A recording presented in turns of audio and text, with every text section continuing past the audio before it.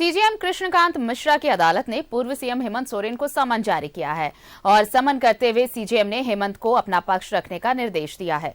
गौरतलब है कि ईडी ने समन का उल्लंघन करने पर पूर्व सीएम हेमंत सोरेन के खिलाफ सीजेएम कोर्ट में शिकायतवाद दर्ज किया था। उस पर पिछले 4 मार्च को सीजेएम की अदालत ने सुनवाई करते हुए संज्ञान लिया था और मुकदमा चलाने का निर्देश दिया था। सुनवाई के दौरान ईडी ने अदालत को बताया था कि जमीन की खरीद बिक्री मामले में ईडी ने हेमंत सोरेन को 10 बार समन जारी किया था, लेकिन 8 समन पर वो उपस्थित नहीं हुए थे। 2 समन 8वें और 10वें समन पर ईडी ने सीएम आवास पहुंच हेमंत सोरेन से पूछताछ की थी।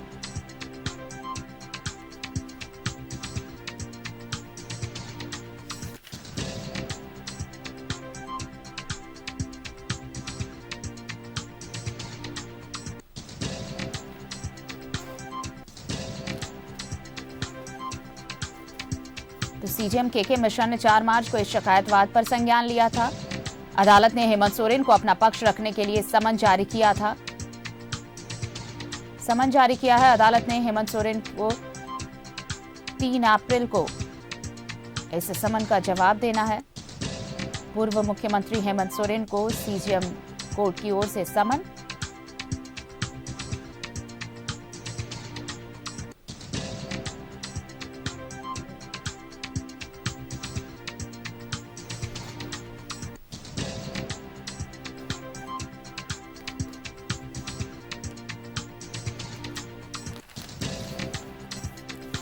और सहयोगी सत्यव्रत किरण हमारे साथ जुड़ रहे हैं।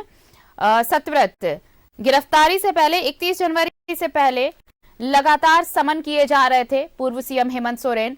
10 समन किए गए, लेकिन 7 समन पर उनका कोई जवाब नहीं आया। 8वें और 10वें समन में जब उनसे सीएम आवास जाकर ईडी की टीम ने पूछताछ की, तो फिर 10वें समन के बाद पूछताछ के बाद उन्हें गिरफ्तार किया गया। लेकिन इन सब के बाद उनके खिलाफ एक शिकायतवाद दर्ज कराई गई ईडी की तरफ से और अब सीजेएम कोर्ट ने हेमंत को अपना पक्ष रखने को कहा है, हेमंत सोरेन को।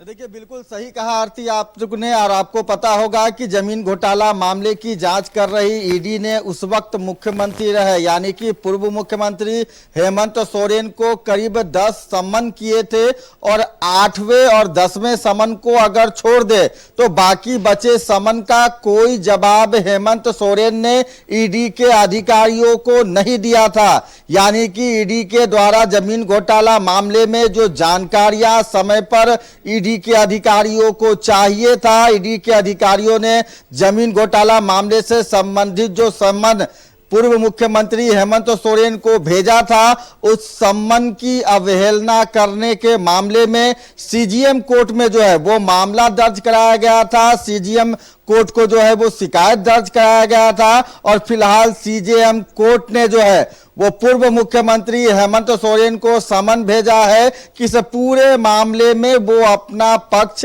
रख सकते हैं। आपको पता है कि फिलहाल पूर्व मुख्यमंत्री हेमंत सोरेन जमीन घोटाला मामले के मुख्य आरोपी हैं, ईडी के गिरफ्त में हैं और फिलहाल होटवार जेल में है। वैसे में सीजेएम कोर्ट ने हेमंत सोरेन को समन भेजकर यह आदेश दिया है कि जो समन का जवाब हेमंत सोरेन ने नहीं किया था, ईडी के द्वारा जो समन भेजा गया था उस समन के अवहेलना मामले में, यानी कि हेमंत सोरेन जो है वो सीजेएम कोर्ट को बताएंगे कि जब ईडी के अधिकारी ताबड़तोड़ समन भेज रहे थे हेमंत सोरेन को तो आखिर उन्होंने समन का जवाब क्यों नहीं दिया।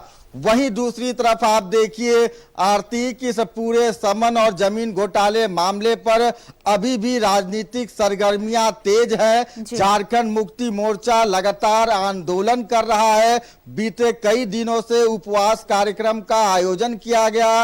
रांची के मोरहाबादी मैदान स्थित बापू वाटिका के पास हर दिन अलग अलग जिले से झारखंड मुक्ति मोर्चा के जो कार्यकर्ता हैं वो विरोध कर रहे हैं और बीते कुछ घंटे पहले ही झारखंड मुक्ति मोर्चा के केंद्रीय महासचिव हैं, प्रवक्ता हैं सुप्रियो भट्टाचार्य उन्होंने प्रेस कॉन्फ्रेंस के माध्यम से जिस जमीन के आरोप में हेमंत सोरेन को गिरफ्तार किया गया, जिस बरगाई अंचल के डीएवी बरियातू स्कूल के पीछे 8.44 एकड़ जमीन से लेकर विवाद चल रहा है, उस जमीन से संबंधित जो कागजात हैं वो झारखंड मुक्ति मोर्चा के केंद्रीय महासचिव सुप्रियो भट्टाचार्य ने प्रेस कॉन्फ्रेंस के माध्यम से मीडिया कर्मियों के सामने रखा। उन्होंने कहा कि फिलहाल जिस जमीन के मामले में हेमंत सोरेन को जेल भेजा गया है, जिस जमीन की का मालिकाना हक हेमंत सोरेन को बताया जा रहा है,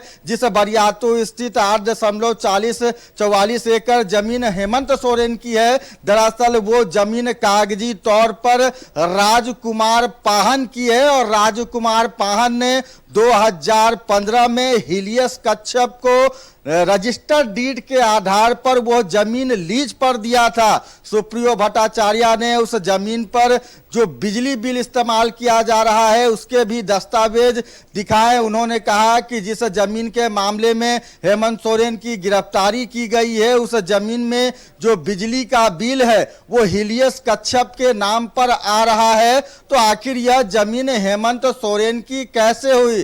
तो लगातार हेमंत सोरेन के इस जमीन घोटाला मामले से लेकर लगातार चाहे वो कानून हो अपने तरफ से लगातार जो है वो काम कर रहा है, वहीं दूसरी तरफ झारखंड मुक्ति मोर्चा लगातार हेमंत सोरेन की गिरफ्तारी और जिस जमीन को हेमंत सोरेन का बताया जा रहा है उससे संबंधित दस्तावेज जो है वो पेश कर रहा है। तो फिलहाल हेमंत सोरेन को अब सीजेएम कोर्ट में यह अपना पक्ष रखना होगा कि जब ईडी के अधिकारियों ने उन्हें सम्मन भेजा तो आखिर उन्होंने सम्मन का जवाब समय रहते क्यों नहीं दिया, उन्होंने सम्मन की अवहेलना क्यों की। आरती, चलिए, तो अब 3 अप्रैल को इसका जवाब देना होगा, हेमंत सोरेन को अपना पक्ष रखना है 3 अप्रैल को। बहुत बहुत धन्यवाद आपका सत्यव्रत हमारे साथ जुड़ने के लिए और तमाम बातचीत के लिए। तो हेमंत सोरेन को सीजेएम कोर्ट से अब समन जारी हुआ है। ईडी के समन का लगातार जब वो जवाब नहीं दे रहे थे उसे लेकर एक शिकायत दर्ज कराई गई थी ईडी की तरफ से और अब उसे लेकर सीजेएम कोर्ट की ओर से ये समन जारी हुआ है और अब इस मामले में जवाब दाखिल करना है, अपना पक्ष रखने का निर्देश दिया है कोर्ट ने 3 अप्रैल को।